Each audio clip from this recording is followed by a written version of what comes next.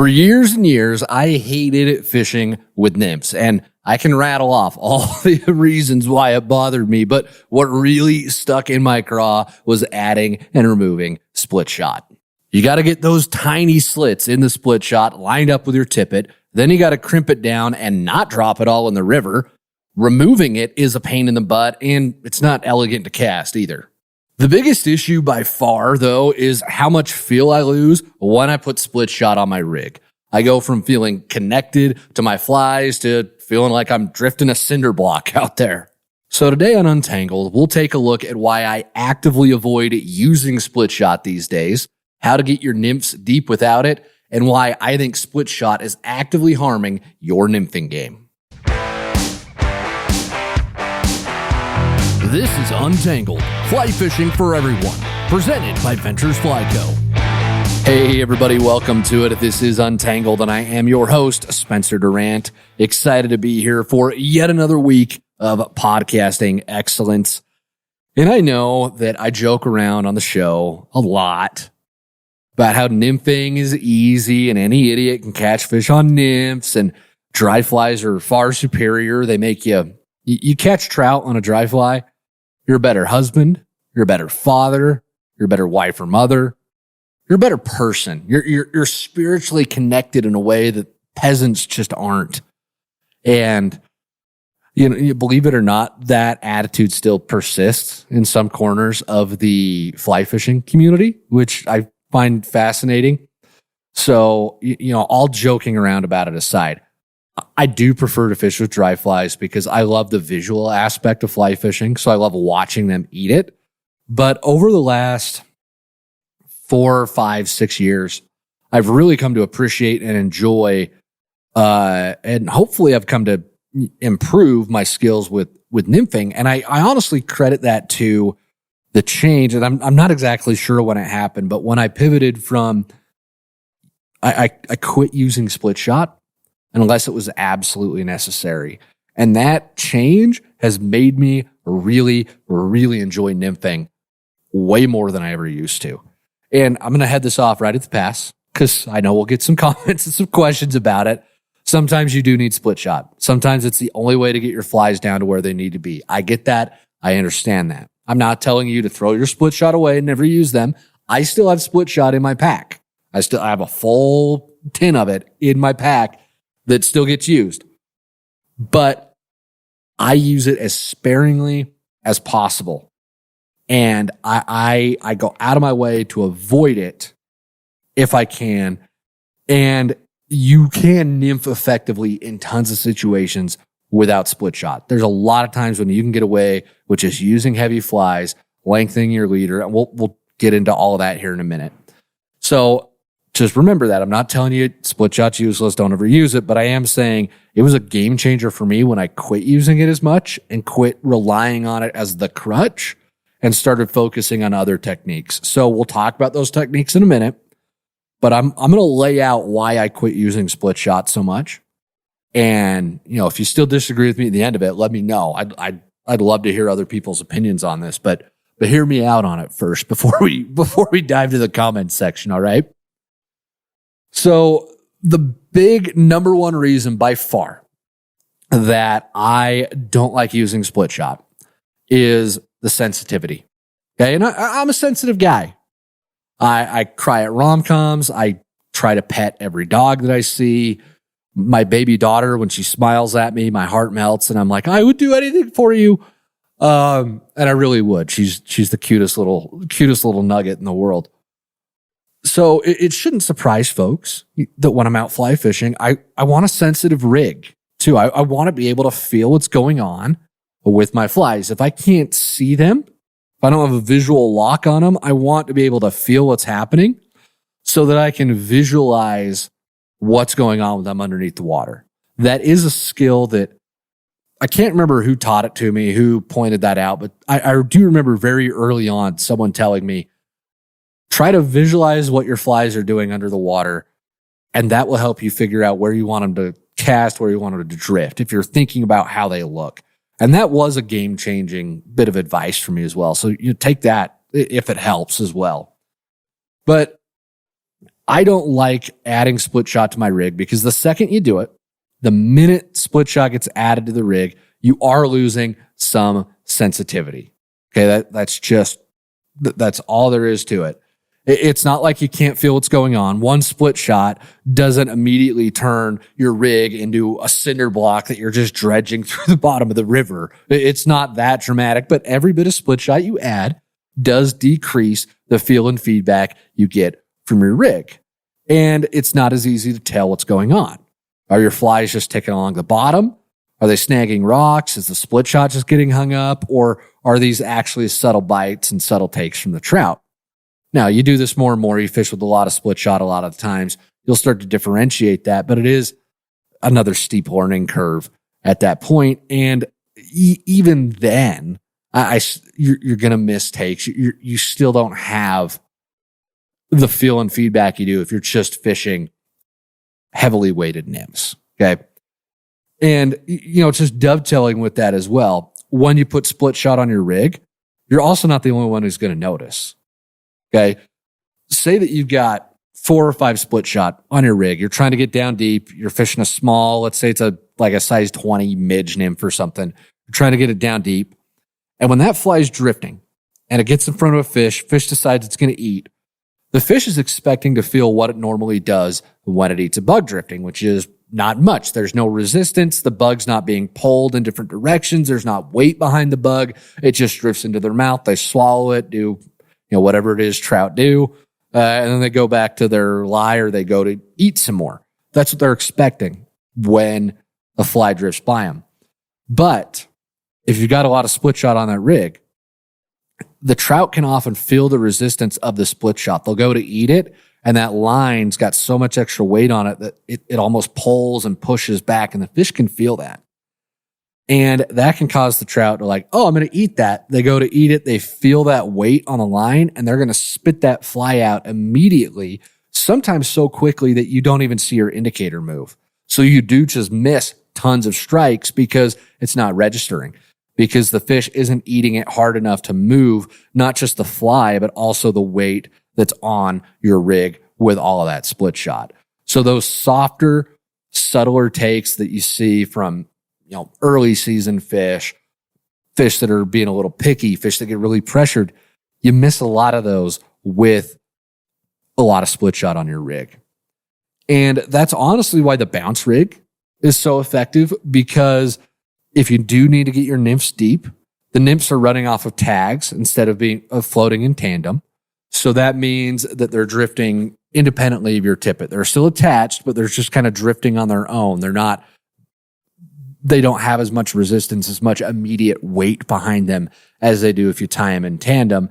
And then on top of that, the weight's beneath all the flies instead of above them or, in between the flies. So the way it's distributed, your ability to register strikes isn't hampered as much. You're still losing some sensitivity, but you're not losing as much as you would if it was a tandem nymph rig with 4 or 5 split shot above that first fly just to sink everything down. So that's why, when I do need split shot, I default to that bounce rig. And for those who don't know what I'm talking about with the bounce rig, we did a podcast on it a couple weeks, maybe about a month ago now at this point, maybe a bit longer, about how to effectively fish fast water.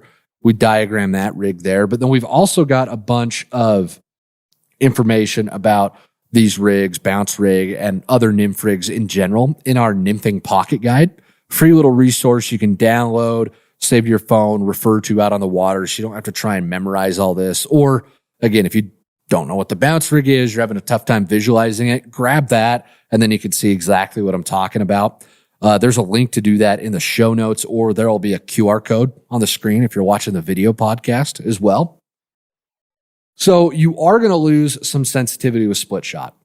And by losing sensitivity with split shot, that means you're missing out on some fish, potentially. Okay. And that's the major reason I don't use split shot. And honestly, why I probably didn't like nymphing when I first started out fishing, because I didn't have any sensitivity. It felt even more clunky and ungainly to cast than throwing like a really big Rapala on ultralight spinning rods or whatever it is. And especially when I started fly fishing, I'd pick small flies. I'd load my leader up with split shot. I'd just chuck it out there and I'd hope for the best. Probably something a lot of us can relate to, right? We've all been through that before. And that's the big problem I have with split shot is you lose sensitivity. The fish feel it. You're potentially missing out on fish. It's tough for me to want to put split shot on my rig for that main reason.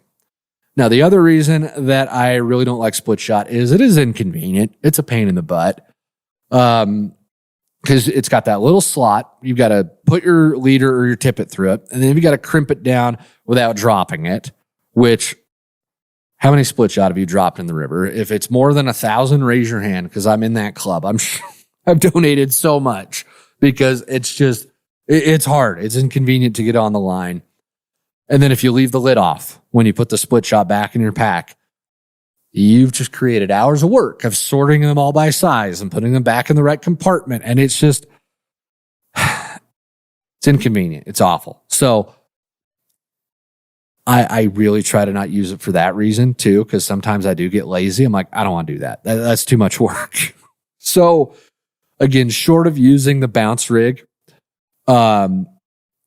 I won't use split shot. But then we think, okay, you lose sensitivity. I'm potentially missing out on fish. The fish can feel the weight of the split shot on my line when they go to eat it. So picky fish, maybe I'm missing out on some fish. But what do I still need to get my flies down deep, right? So what do? What is my option at that point? Well, the solution that I like, the solution that I think makes the most sense is just to use heavier flies. And if you tie your own flies, that means all the beads on your nymph, swap those out for tungsten beads instead of brass beads. Tungsten's heavier, sinks quicker. Then maybe adding some wraps of lead-free wire underneath a lot of your flies. I think in the Frenchie tutorial that we did a couple months ago, we did lead wraps underneath that. I'll do that. I put lead wraps we call it lead wraps. It's all lead-free wire now.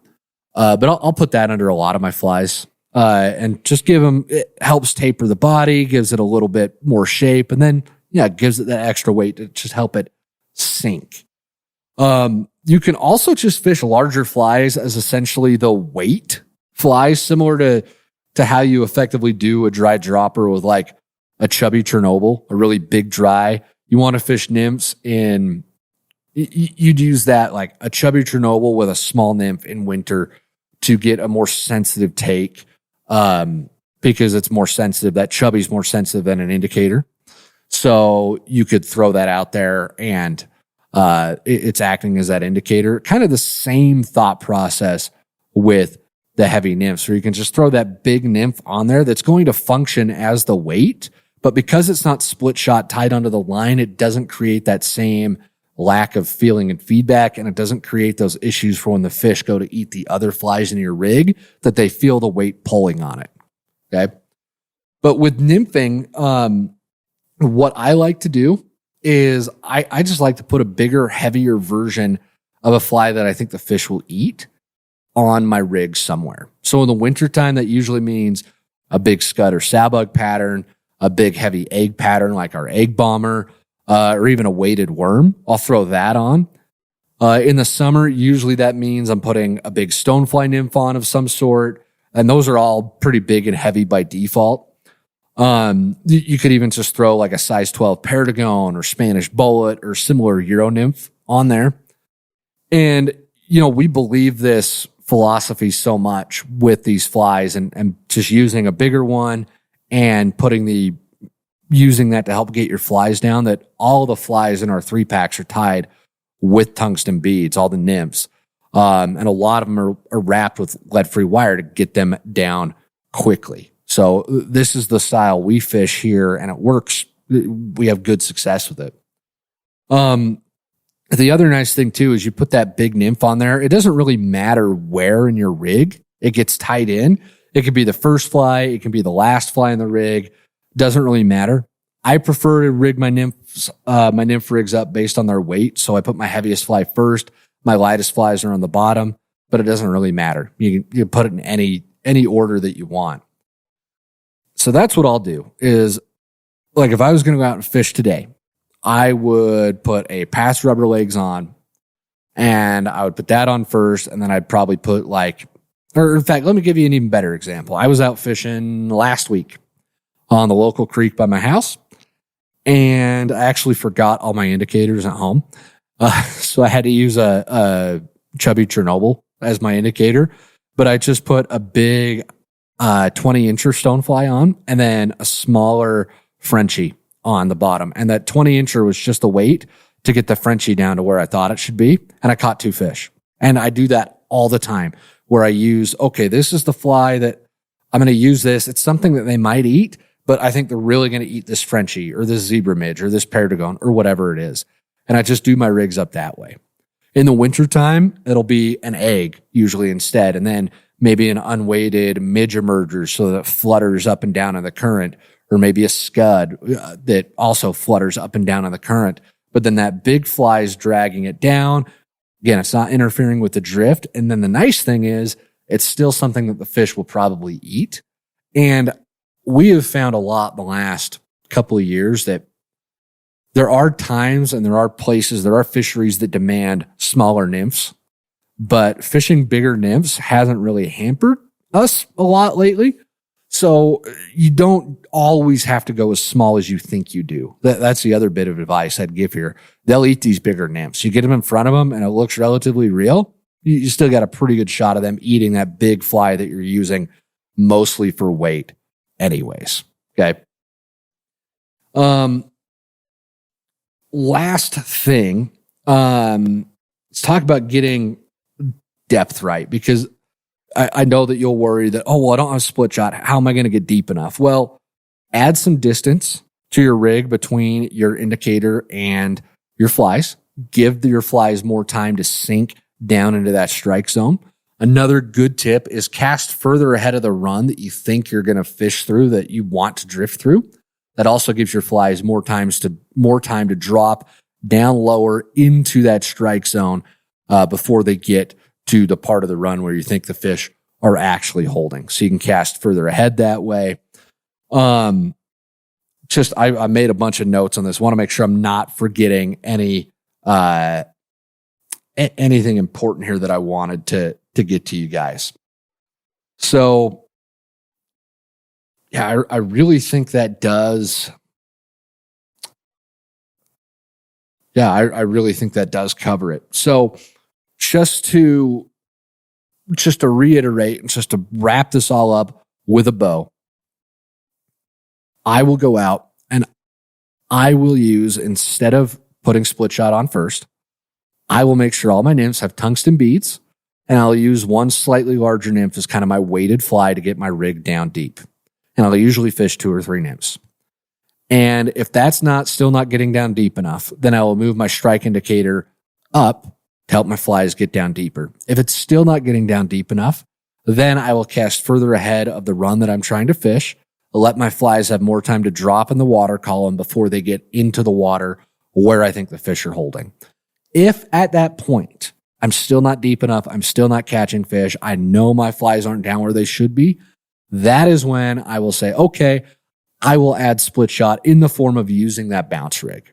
So that's the process that I go through. I don't default to the bounce rig right off the bat. It's weighted flies first, mess with the depth, mess with the presentation, and then if I need to, I'll throw that bounce rig on. And that's been the most enjoyable way for me to nymph, and it's also been the most successful way for me to nymph. I have caught more fish on nymphs since I went away from split shot and started having rigs that were built with sensitivity in mind than all. I was going to say all the years combined before that, but I don't think that's true.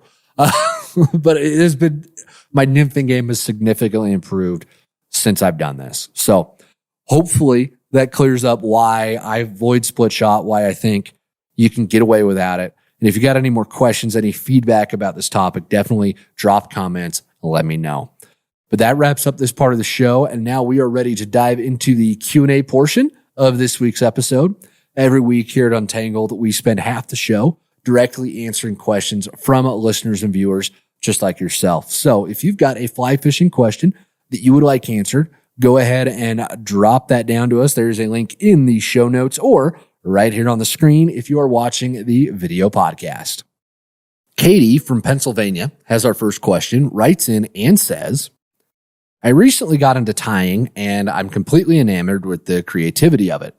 That being said, sometimes I deviate from normal patterns and put my own spin on them. Should I be staying more tried and true? Katie, that's a really good question. And I'm going to answer you the question. Why would you need to stay tried and true? What is making you think that you need to? Okay, because there are no rules in fly fishing. We know that. The only thing that you need to do is put your flies in front of fish and make them look real. But how you do that is completely up to you. And honestly, there's not a whole lot of rules in fly tying either. I absolutely think you should put your own spin on patterns. There's nothing that says, well, if you don't tie your parachute atoms this way, then the gods of hellfire are going to rain down on you. That's not it's not anywhere that we're finding. Now, the purist snobs might look at you and say, well, that's the worst atoms that I've ever seen, or I can't believe you tied that with dyed Hungarian partridge instead of dyed European partridge or whatever. I'm making stuff up, right? But that there's going to be some people who will be like that, but their opinion doesn't matter. Okay? Honestly, we get a lot of the new flies that are on the market these days by just putting your own spin on things, because a lot of, I don't want to say that every fly pattern that can be invented has been invented, but it's almost like that. A lot of our flies are just deviations and tweaks and regional takes on patterns that have worked for a long time to just suit our fisheries better. That's what a lot of new flies are. And I'm not knocking the guys who come up with fly patterns. It's a lot of work to come up with your own. In all the years that I've been tying, I have my own take on tying. I do sparkle duns my own way. I do crippled mayflies my own way. And by my own way, I mean, you look at it, you could still tell it's a sparkle dun. I just have my own way of tying them. I like the bodies a certain way. I like the shucks a certain way, because I've found that in the places I fish, those are the most effective. But it still looks like a sparkle dun. The only thing that I would say that I've quote unquote invented is a midge pupa that all I did was use different materials for it to make it flashier. So it's not a brand new pattern that no one's done before. It's just a flashy version of existing midge pupa patterns that are out there. So that's a lot of the new flies that happen, though, is just how can we make this better? How can we make this more effective? So definitely, mess around, put your own spin on things, and you might stumble onto something that works very well. The other reason that I like saying, put your own spin on things, you don't have to follow the book to the letter on tying different things, is if you're fishing a lot of water that's heavily pressured, that sees a lot of anglers, those fish see all the flies from the fly shops. They also see all the flies that everybody ties to look exactly like the flies from the fly shops that's being used.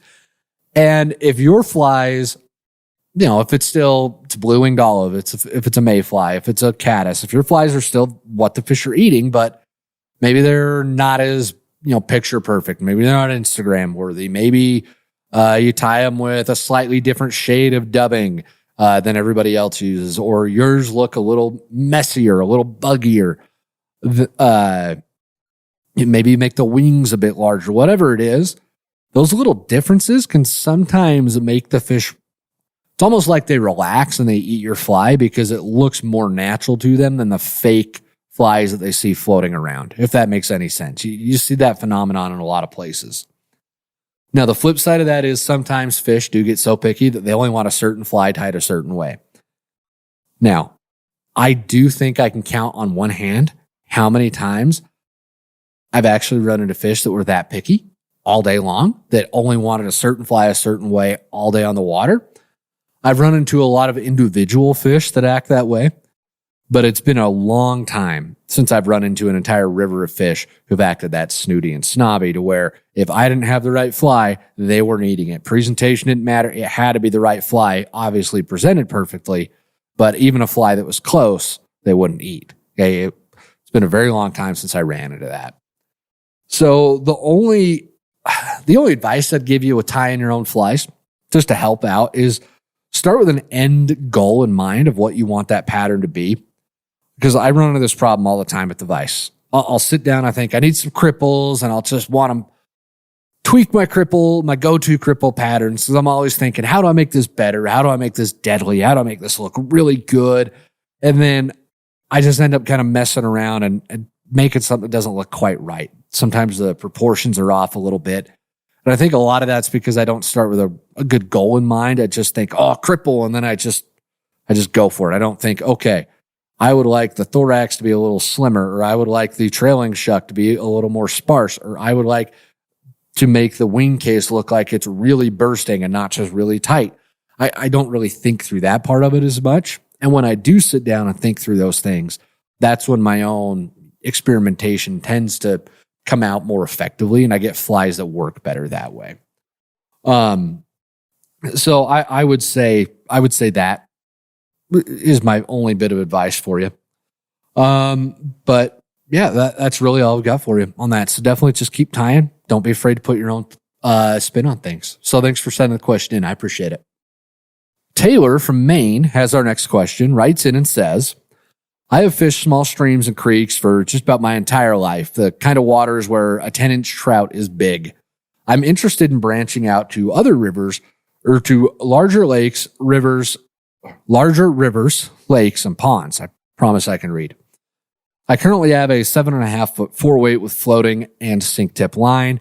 I was wondering if it is worth getting a 6-weight setup for tossing streamers and bigger flies. Any advice is appreciated, and thanks for all you do for the fly fishing community.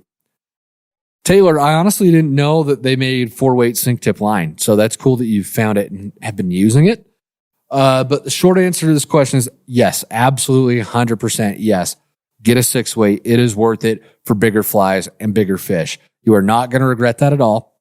It makes a much bigger difference in how effectively you can get that fly to the fish.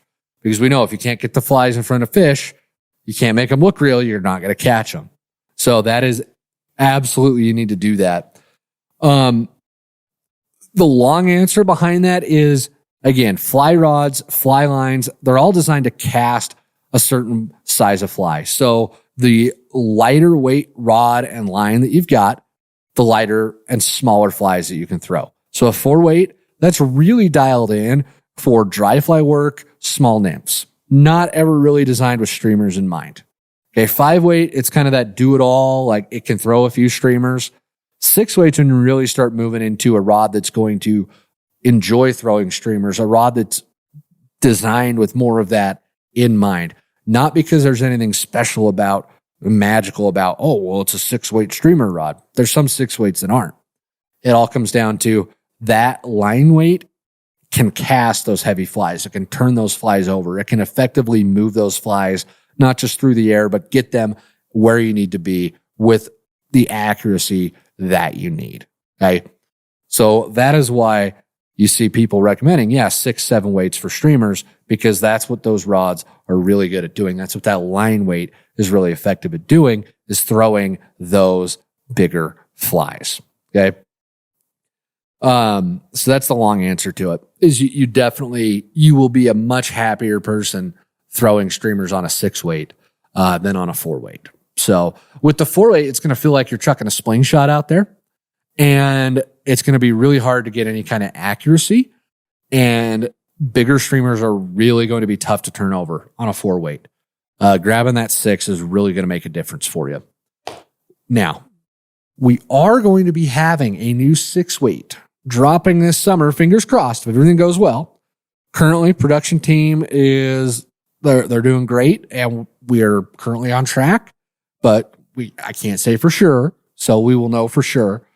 But we're hoping those get dropped in July. So if you're still looking for that 6-weight, definitely stay in touch with us on School to get first dibs on those rods when they drop. And if you don't know, School is just our platform that we run. It's a free group.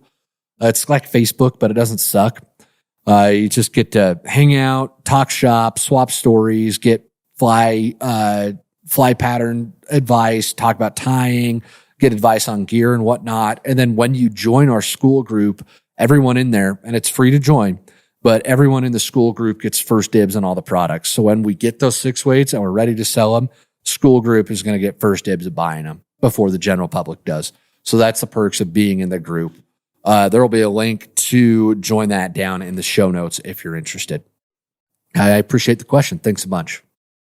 Chris from Indiana has our next question, writes in and says, thanks for all the work you and the VFC team do to educate here and on YouTube. It's been a massive help to me and others.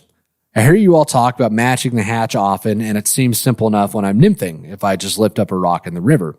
But I'm wondering how you successfully match during a hatch. Are you using binoculars or waving a butterfly net around to catch what's coming off? How do you get a hold of whatever is flying around in order to match size and color if possible? Thanks so much for your help. Chris, this is a really good question. And honestly, a butterfly net's not a bad idea. Maybe we need to start throwing those in the starter packs. This is how you're going to match the hatch. Swing it around like a crazy man and hope it works. No, the best bet is to actually get close to the water and look at what's actually on the water surface. I've found that's also the easiest too, because it can be tough when the bugs are buzzing around in the air to grab them and get a close look at them. And there can also be lots of bugs that are in the air that the fish aren't necessarily eating. Looking at what bugs are in the air is always a good idea. It's always one data point you can use to inform your fly selection, but it's really the bugs that are on the water's surface that you want to pay attention to. So I would recommend, and this is what I do, I get to the river and I don't rig up my rod before I get there. I get to the river first and I watch. And if there's a hatch going on and there's fish rising, I'm looking to watch and see what they're rising on, what they're eating. Okay, if I see the sailboat shape of a mayfly, then I know that. If I see caddis bouncing on the water, that's a good idea. If I see stoneflies crawling around on the bank, that's a good idea at that point. If I see little midges buzzing, it's probably a good idea to put that on. But looking at what's on the water is going to be the easiest and honestly, I think your best bet. Because then you know you're matching exactly what the fish are seeing and what they're actually eating. So that's what I would do. If you're still not able to really see what's on the water, you're having a hard time with that, then what you can do is just take your hat off and wave it around in the air a bunch. And that will actually grab a few flies and they'll be stuck to your hat. And then you can actually, pull the flies and look at your fly box, use the right fly formula, match size, then shape, then color to pick a fly from your fly box. It's a pretty simple little trick. But honestly, it's a lot easier than it sounds to get an idea for what dry flies are out and about. It's a lot easier than it sounds. The more that you do this, the more that you practice looking at what's on the water, the easier it's going to become to recognize what those bugs are. This is a skill, just like anything else. And I think we forget that. Just being able to look and spot bugs on the water is a skill. You don't think of it as a skill, but when have you ever in your life before you were fly fishing gone to a river and stared at it and wanted to know, okay, what is that, a mayfly or is that a caddis? Yeah, probably literally never, right? So this is a new skill that you're developing too. So give yourself some room there to grow into it.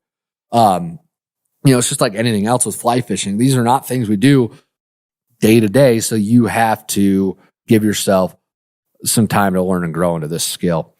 I promise you will get better at it. The more and more you try it, you will get more effective at being able to identify what's actually on the water. So hopefully that helps. And if you got any more questions about it, please let me know. But it is now time, folks, to do the Live Real Life moment for this week's episode. Every week we end the show by sharing a story and picture from folks out in the audience who are living real life. We love to hear about what you're up to, see the fish you're catching. It is tons of fun. So if you've got a Live Real Life moment you would like to share with us, there's a link to send those in down in the show notes or right here on the screen if you're watching the video podcast. And this week's Live Real Life moment comes to us from Derek. Writes it and says, I wanted to start out with a huge thanks to you and the VFC crew. I started fly fishing at the beginning of May this year, and it's been quite the journey. Teaching myself has been difficult, but between the podcast and the array of videos on the YouTube channel, I finally managed to land my first fish.